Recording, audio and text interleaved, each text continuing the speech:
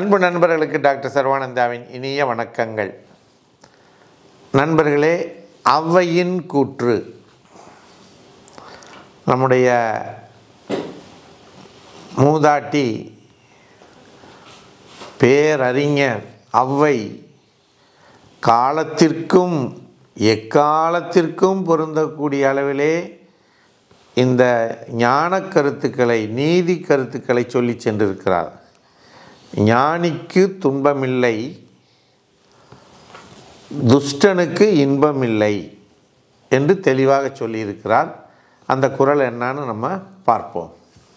தூய அறிவினர் முன் சூழ்துன்பம் இல்லையாம், காயும் விடம் கருடர்க்கு இல்லையாம், ஆயுங்கால் பன்முகர் சேர் தீமுன் பயில் சீதம் இல்லையாம். பன்முகர் சேர் தீமுன் பயில் சீதம் இல்லையாம், துன்முகனுக்கு உண்டோ சுகம், துன்முகனுக்கு உண்டோ சுகம் என்று ஔவை கூறுகிறார். அதாவது இந்த பாடல் வரிகள் மூலமாக உலகத்திற்கு மிகப்பெரிய சத்தியத்தை சொல்லி சென்றிருக்கிறாள். அதாவது கொடிய நஞ்சாக இருந்தாலும் கூட அந்த நஞ்சானது கருடனை எதுவும் செய்யாது. அதுபோல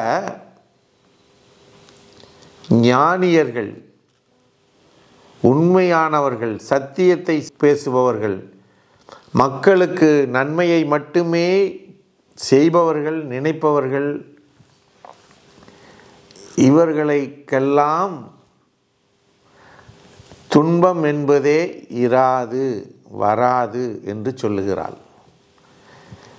எப்படி ஒரு கொடிய விஷமாக இருந்தாலும் கூட கருடனுக்கு அது எந்த பாதிப்பையும் அளிக்காதோ, அதுபோல தூய மக்கள், உண்மையான சத்தியமான ஞானம் உடைய, உலகத்திற்கு நல்லது மட்டுமே செய்யக்கூடிய, சுயநலமில்லாத, பிறர் நலத்திலே அக்கறை குடிக்கக்கூடிய மக்களுக்கு துன்பம் என்பதே வராது.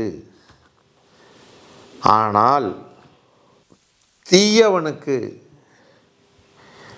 எல்லோர் சொத்தையும் பிடுங்கி திங்கக்கூடிய, கொள்ளை செய்யக்கூடிய, அராஜகமான வாழ்க்கையை வாழக்கூடிய, மக்கள் நலனிலே அக்கறை இல்லாமல் தன் மக்கள் நலனை மட்டுமே நினைந்து வாழக்கூடிய, எத்தனையோ 100 ஆண்டு காலம் வாழ்ந்து விடுவோம் என்ற ஆசையிலே இருக்கக்கூடிய மக்களுக்கு, தீயவர்களுக்கு எப்படி இன்பம் என்பதே வராது என்று ஔவை சொல்லுகிறாள் என்று சொன்னால், நாலாபுறமும் தீயிட்டு தீ எரிகின்ற பொழுது எப்படி அது நடுவிலே இருந்தால் அந்த வெப்பமானது தாக்குமோ, அதுபோல தீய செயல்களை செய்யக்கூடிய அத்தனை பேருக்கும் அந்த நாலாபுறம் இருந்தும் அந்த துன்பமானது அவர்களை தாக்கும்.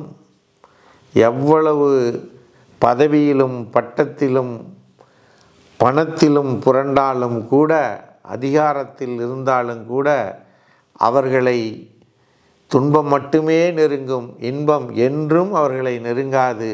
நிம்மதி என்பது அவர்களுடைய வாழ்க்கையில் வரவே வராது என்று இந்த பாடல் மூலமாக ஔவை சொல்லுகிறாள்.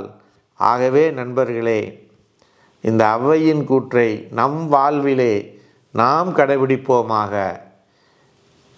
பிறிதொரு உயிருக்கு எவ்வகையிலும் துன்பம் நினைக்காமல், அடுத்தவர் பொருளுக்கு ஆசைப்படாமல், பதவி, பட்டம், அதிகாரம், அந்தஸ்து இதற்கெல்லாம் ஆசைப்படாமல், எது நம் வாழ்க்கையில் நடக்க வேண்டும் என்று இறைவன்